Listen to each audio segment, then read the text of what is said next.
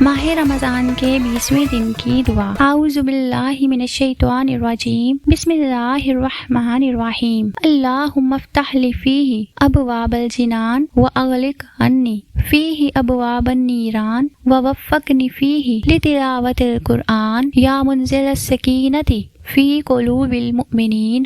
ترجمہ: اے اللہ، آج میرے لیے جنت کے دروازے کھول دے اور آج مجھ پر جہنم کے دروازے بند فرما دے اور آج مجھے قرآن پڑھنے کی توفیق دے، اے ایمانداروں کے دلوں کو تسلی بخشنے والے۔ ماہ رمضان کے 20ویں دن کا ثواب۔ محبوب خدا حضرت محمد مصطفیٰ صلی اللہ علیہ وآلہ وسلم نے فرمایا ہے، 20ویں دن اللہ تعالیٰ 70,000 فرشتوں کو بھیجتا ہے تاکہ تم کو ہر شیطان رجیم سے محفوظ رکھیں، اور ہر روز کے بدلے اللہ تعالیٰ 100 سال کے روزے لکھتا ہے۔ تمہارے اور آگ کے درمیان ایک خندق بناتا ہے۔ تمہیں ان افراد کا ثواب عنایت فرماتا ہے جنہوں نے توریت، انجیل، زبور اور قرآن مجید کی تلاوت کی ہو۔ جبریل کے ہر پر کے مقابلے میں تم کو 1 سال کی عبادت کا ثواب عنایت فرماتا ہے۔ عرش اور کرسی کی تسبیح کا ثواب تمہارے لیے لکھتا ہے، اور قرآن کی ہر آیت کے مقابلے میں 1000 حور تمہاری تزویج میں دیتا ہے۔ سبحان اللہ۔